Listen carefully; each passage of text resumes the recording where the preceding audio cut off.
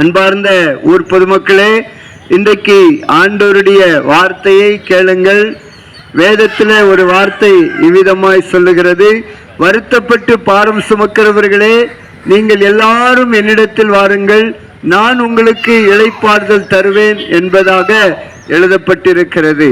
எனக்கு அன்பான இந்த ஊர் பொதுமக்களே, நீங்க வருத்தத்தோடு, கண்ணீரோடு, வேதனையோடு கூட நீங்க வாழ்ந்து கொண்டிருக்கலாம். இன்றைக்கு ஆண்டவராகிய இயேசு கிறிஸ்து உங்களை அழைக்கிறார். வருத்தப்பட்டு பாரம் சுமக்கிறவர்களே, நீங்கள் எல்லாரும் என்னிடத்தில் வாருங்கள். இயேசு உங்களை அழைக்கிறார், அவரிடத்தில் அழைக்கிறார், அவர் பக்கமாக அழைக்கிறார்.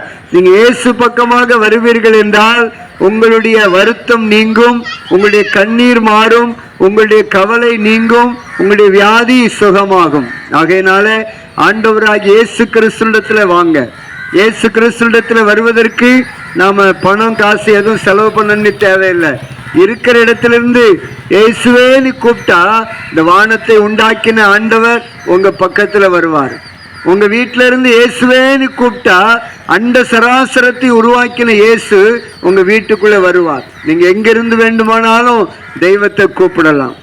தெய்வம் முழு உலகத்தையும் ஆட்கொண்டிருக்கிறார். இயேசு இல்லாத இடமே கிடையாது. எங்கும் நிறைந்தவர் இயேசு, எல்லா இடத்திலும் இருக்கிறவர் இயேசு.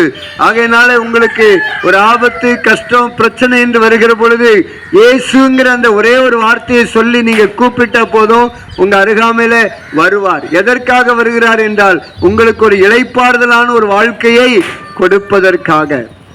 நீங்க இன்னைக்கு கஷ்டத்தோடும், கண்ணீரோடும், வேதனையோடு கூட நீங்க வாழ்ந்து கொண்டிருக்கிறீங்க. உங்களுக்கு ஒரு இளைப்பாறுதலான, ஒரு ஆசீர்வாதமான வாழ்க்கை தருவதற்காகத்தான் இயேசு அழைக்கிறார். அவரிடத்துல வருவீர்கள் என்றால், அவரை நோக்கி கூப்பிடுவீர்கள் என்றால், அவரிடத்துல நீங்க ஜெபம் பண்ணுவீர்கள் என்றால் உங்க வாழ்க்கை மாறும். எல்லாவற்றிற்கும் மேலாக பாவத்தை மன்னிக்கிறவர் இயேசு. பாவத்தை மன்னித்து சொர்க்கத்திற்கு, பரலோகத்திற்கு கொண்டு போவார்.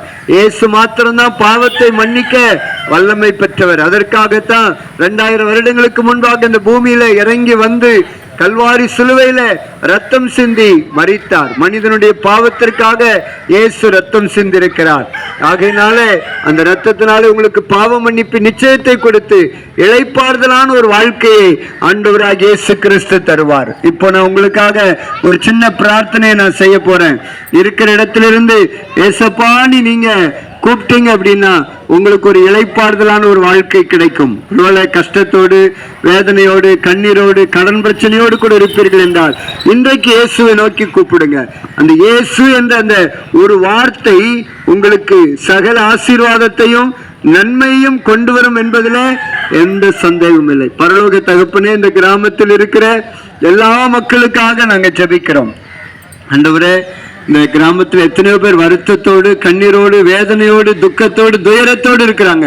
ஏசப்பா, அந்த பிள்ளைகளுக்கெல்லாம் ஆண்டவரே நீங்க இளைப்பாறுதலான ஒரு வாழ்க்கையை கொடுத்து ஆசீர்வதிங்க. இங்க இருக்கிற ஒவ்வொருவரையும் ஆசீர்வதிங்க ஆண்டவரே. இந்த கிராமத்தில் இருக்கிற எல்லா மக்களையும் ஆசீர்வதியும். விளை நிலங்களை ஆசீர்வதிங்க, மிருக ஜீவன்களை ஆசீர்வதிங்க, படிக்கிற பிள்ளைகளை ஆசீர்வதிங்க. எல்லாவற்றிலையும் ஏசப்பா உங்க கரம் கூட இருக்கட்டும். இந்த கிராமத்தை ஆசீர்வதிங்க, ஆசீர்வதிங்க, ஆசீர்வதிங்க. துதி, கன, மகிமை எல்லாம் ஒருவருக்கு மாத்திரம் செலுத்துகிறோம். இயேசுவின் நாமத்தில் ஜெபிக்கிறோம் நல்ல பிதாவே, ஆமென். வருவாய், தருணம் இதுவே, அழைக்கிறாரே வல்ல ஆண்டவர் இயேசு வந்தை. வாழ்நாளை எல்லாம் வீணாளாய் வருத்தத்தோடு கழிப்பது ஏன்? வாழ்நாளை எல்லாம் வீணாளாய் வருத்தத்தோடு கழிப்பது ஏன்?